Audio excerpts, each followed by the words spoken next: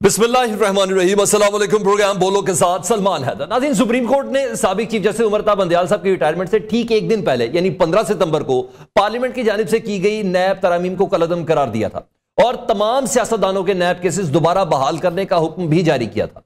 यह फैसला 2-1 की अक्सरियत से जारी हुआ और जस्टिस मंसूर अली शाह साहब ने अक्सरियती फैसले से इख्तलाफ किया था। आज ठीक एक दिन पहले जब लार्जर बेंच कल बैठने जा रहा है, आज जस्टिस मंसूर अली शाह का 27 सफ़ात पर मुश्तमिल इख्तलाफी नोट जारी किया गया है, जिसमें उन्होंने कहा कि कानून साजों के मफाद को सामने रखकर कानून साजी जांचना पार्लियामेंट और जमहूरियत को नीचा दिखाने के मुतरादिफ है। अदलिया कानून साजी का सिर्फ उस वक्त जायजा ले सकती है जब वो बुनियादी इंसानी हकूक से मुतसादिम हो, मगर यह भी हकीकत है कि पार्लियामेंट की जानिब से बनाए गए तमाम कवानीन बिलाखिर किसी ना किसी अंदाज में ना बुनियादी हकूक तक पहुंचते ही हैं। तफसीलात में आगे चलेंगे, बढ़ेंगे, इस पर भी बात करेंगे। इन नैब तरामीम के तहत सरकारी अफसरान की तरह अब फौजी अफसरान और जजेस भी काबिल एहतसाब हैं। अदालतों को हंगामा राई से बाला और बदलती सियासत से बेनियाज होकर जमहूरियत के मुस्तकबिल पर निगाहें जमाई जानी चाहिए।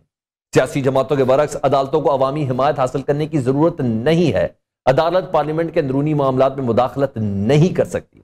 जस्टिस मंसूर अली शाह ने अपने इख्तलाफी नोट में यह भी लिखा कि दरख्वास्त गुजार नैब तरामीम को अवामी मफाद के बरअक्स साबित करने में नाकाम रहा है, इसलिए वो दरख्वास्त गुजार की सदा मुस्तरद करते हैं। Supreme court practice and procedure कानून के बाद हुकूमत ने सुप्रीम कोर्ट के इस फैसले के खिलाफ इंट्रा कोर्ट अपील दायर की, जिस पर चीफ जस्टिस ने 5 रुकनी लार्जर बेंच तश्कील देकर समाअत कल यानी मंगल को मुकर्रर किया। नैब तरामीम से पाकिस्तान के कई सियासी कायदीन का सियासी मुस्तकबिल जुड़ा। अब देखना यह है कि सुप्रीम कोर्ट का लार्जर बेंच पार्लियामेंट की जानिब से की गई तरामीम को किस तरह से देखता है। नैब तरामीम से जुड़े हमारे सियासतदानों के सियासी मुस्तकबिल पर बात करेंगे। बात होगी पीपल्स पार्टी से भी, जो ये कह रही है कि आज हम पछता रहे हैं, 16 माह तक पीडीएम के इत्तेहादी रहे, उनके पछताने की वजह क्या है, कौन सा इतना बड़ा इख्तलाफ हो गया है, इससे मुतल्लिक भी जाने के कल से मियां मोहम्मद नवाज शरीफ साहब से मुतल्लिक इत्तलात है कि वो भरपूर तरीके से अपनी सियासी एक्टिविटीज का आगाज करने जा रहे हैं। ये तमाम चीजें मैं मानव साहब का तारुफ कराता चलूँ। शौकत पराचा साहब एंकर पर्सन तजियाकार वो हमारे साथ मौजूद होंगे।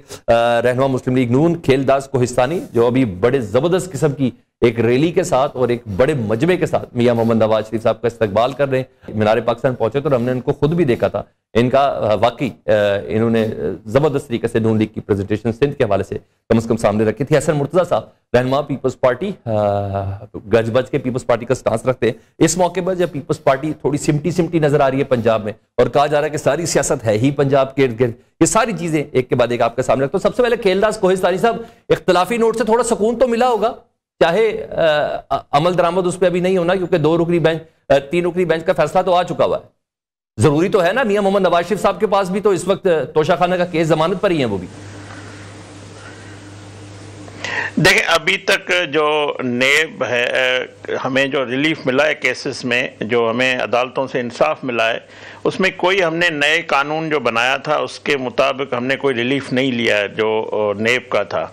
वज़ीर आज़म शहबाज शरीफ साहब के केसेस हो या इसाक डार का जो आखिरी केसेस था, उनको हमने नए कानून के तहत हमने ना उसमें किया था। हमारी इस्तदा जो थी उसमें बहादत भरी हुई है और ये इसका कानून साजी से उसका उन केसेस का ताल्लुक़ नहीं है। तो बाकी ये मैं वाज़े कर दूं, नेब और पाकिस्तान साथ साथ चले ये बड़ा मुश्किल है, क्योंकि हम समझते हैं ये काला कानून है और इससे मुल्क की जो तरक्की का पया है वो भी रोकता है। सिर्फ सियासतदान नहीं, ब्यूरोक्रेट, बिजनेसमैन, जिस तरह आपको सबको पता है कि किस तरह कारोबारी शख्सियात को हरासा किया जाता है, केसेस किए जाते हैं, किस तरह नेब जो है उसमें पॉलिटिकल इंजीनियरिंग में इस्तेमाल हुआ है। अभी जो कायद मोहतरम नवाज शरीफ साहब की अपीलें थी, आप देखें कि एक 3 दफ़ा के वज़ीर आज़म के साथ नेब ने जो कुछ किया और जिसके कहने पे जो कुछ हुआ, तो मैं समझता हूँ इससे सिर्फ नवाज शरीफ साहब की तो सियासी साख तो उन्होंने ख़राब करने की कोशिश की, मगर मुल्क को कितना नुकसान हुआ। आज अगर पाकिस्तान की आवाम सफ़र कर रही है, अगर 2017 से वो सफ़र जारी रहता तो पाकिस्तान आज इस नैच पे नहीं खड़ा होता। तो हम समझते हैं कि ये जो पार्लियामेंट ने कानून साजी की है, ये पार्लियामेंट का काम ही कानून साजी है। हम ऐसे कानून बनाए जिससे मुल्क की आवाम को, मुल्क को फ़ायदा हो। जी हसन मुर्तज़ा साहब, आजकल वैसे इख्तलाफ तो चल रहा है पीपल्स पार्टी का नून लीग से, लेकिन इस फतह को तस्लीम भी करते हैं नैब के हवाले से, जो मियां मोहम्मद नवाज शरीफ साहब सुरखरू हो रहे हैं नैब की अदालतों से और प्रोसिक्यूटर भी किसी किस्म की कोई कतगन नहीं लगा रहा उनको शामिल तफ्तीश करने में या जमानत कैंसिल कराने में।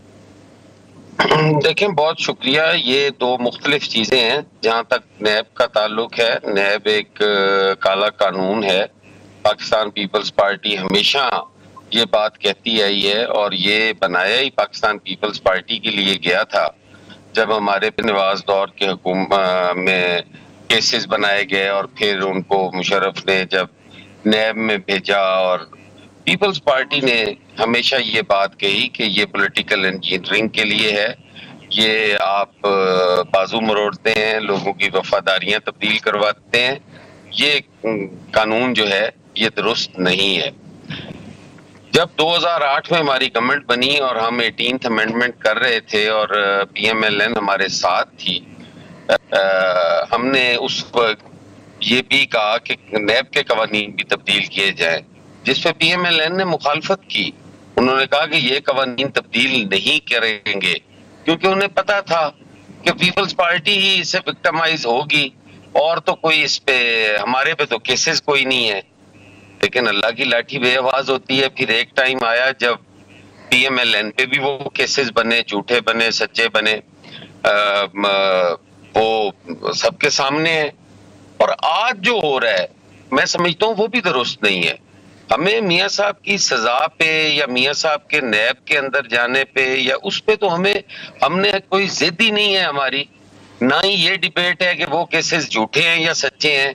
हम तो कहते हैं कि जो रिलीफ मिल रहे हैं वो चाहे जो अभी आपने जिक्र किया वो ले लें या बाकी के जो उन्हें आते हुए मिले हैं वो रिलीफ आप देख लें। वो तरीकाकार गलत है। वो आते अदालतों में जाते, अदालतें उन्हें रिलीफ देती, यकीनन वो अपने आप को क्लियर करवाते और वो सियासत करते।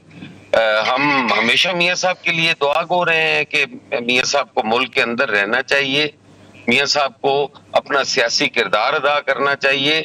हमारा मुल्क ये नहीं बर्दाश्त कर सकता या इस चीज का मुतहम्मिल नहीं हो सकता कि यहाँ की सियासी क़यादतों को दीवार के साथ लगाया जाए या यहाँ की पॉलिटिकल पार्टीज को जो है वो कमजोर किया जाए, तोड़ा जाए, उनको उन पर पाबंदियों का सोचा जाए। अच्छा हसन भाई, ये इतना बड़ा इख्तिलाफ तो नहीं है, इसके अलावा भी कोई इख्तिलाफ है? वो तो मुस्लिम लीग नून तो कह रही है कि हमें किस किस्म का रिलीफ मिल रहा है। हमने अदालत के सामने सरेंडर करना था, हमने सरेंडर किया, हमने दरख्वास्तें दे दी थी, हमने अपीलें बहाल कर ली थी, अपीलें बहाल की, हमने कौन सा रिलीफ लिया है? वो इंशाअल्लाह ताला वक्त बहुत जल्द साबित करेगा कि उनको कौन कौन सा रिलीफ मिल रहा है। हम पहले भी काफी दफा जिक्र कर चुके हैं और अब तो चीजें अनफोल्ड होना शुरू हो गई हैं। आप कुछ दिनों में देखेंगे इनके हलकों में डेवलपमेंट्स होंगी, इनकी मर्जी का थानेदार लगेगा, इनकी मर्जी का पटवारी लगेगा और बाकी जो मुकदमात में रिलीफ है वो आपके सामने ही है। ठीक है शौकत बाजा साहब, अब हम देख रहे हैं पीपल्स पार्टी इख्तिलाफ कर रही है और वो मजीद कह रहे हैं हसन मुर्तजा साहब के आने वाले वक्त में पता चलेगा, लेकिन खुर्शीद शाह साहब ने तो बाकायदा 16 महीने की माफिया मांगना शुरू कर दी है। तो ये माफिया यहां तक चलेगी कि आगे भी बात बढ़ेगी? पहले जरा शॉर्ट सुन ले खुर्शीद शाह साहब का।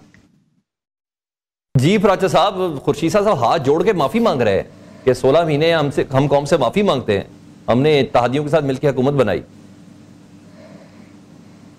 ये हमारी सियासत का एक क्रक्स है जो शाह साहब फरमा रहे हैं। 16 महीने का बैगेज बहुत ज्यादा है। हालांकि वो पिछली हुकूमत ने एग्रीमेंट्स किया था IMF के साथ, फिर तोड़ा, फिर IMF की कंडीशनैलिटी ज्यादा हो गई और वो सारा बर्डन फिर इस हुकूमत पर आ गया जो 16 महीने रही। और इसलिए बार बार इस हुकूमत के अकाबरीन को कहना पड़ा कि हमने रियासत के लिए सियासत कुर्बान की। ये बहुत बड़ी बात होती है कि हमने सियासत कुर्बान कर दी। इट मीन वो बैगेज है। और जब ये 11-12 अप्रैल को ये हुकूमत बन रही थी तो उस वक्त मुझे याद है मरियम नवाज शरीफ साहिबा मुखालिफ थी, मियां नवाज शरीफ भी मुखालिफ थे। कि इत्तेहादियों की एक मीटिंग हुई थी, उसमें वो कहते थे कि हमें फौरी इलेक्शन में जाना चाहिए। लेकिन अभी सूरत हाल जो है वो जाहिर है शाह साहब सही कह रहे हैं कि इलेक्शन करवाएं, मीन्स के इलेक्शन में चले जाएं। सबसे बेहतर जो शाह साहब के नजदीक ऑप्शन है वो यही है। और डिस्पाइट द फैक्ट के वो बैगेज इक्वल है, ये नहीं है कि सिर्फ नून लीग के वजीर आजम थे, बाकी वजारतें भी सबके पास थी। जो हसन मुर्तजा साहब बात कर रहे हैं लेवल प्लेइंग फील्ड का, यही मतलब है जो पीपल्स पार्टी का ग्रीवेंस है। पीपल्स पार्टी का ग्रीवेंस भी यही है। आप अगर कैबिनेट स्लॉट्स में देख लें या ऑफिशियल्स की पोस्टिंग ट्रांसफर्स देख लें तो पीपल्स पार्टी का ये है। इससे बढ़कर मेरा ख्याल है कि पीपल्स पार्टी को जो एक और सियासी जमात पंजाब में बनी उस पर भी पीपल्स पार्टी को तहफ़्फ़ुज़ात हैं। ये मेरा अपना तजज़िया है। शाह हसन मुर्तज़ा शाह साहब जो मर्जी चाहें वो कहें, लेकिन मेरा अपना असेसमेंट है कि कोई खुश नहीं है पीपल्स पार्टी पंजाब में इस एक्सपीरियंस के हवाले से। उधर से परवेज खटक साहब की एक और सियासी जमात बन गई, तो इलेक्शन में जाएंगे परवेज खटक साहब कितनी सीटें लेते हैं, इस्तेकाम पाकिस्तान कितनी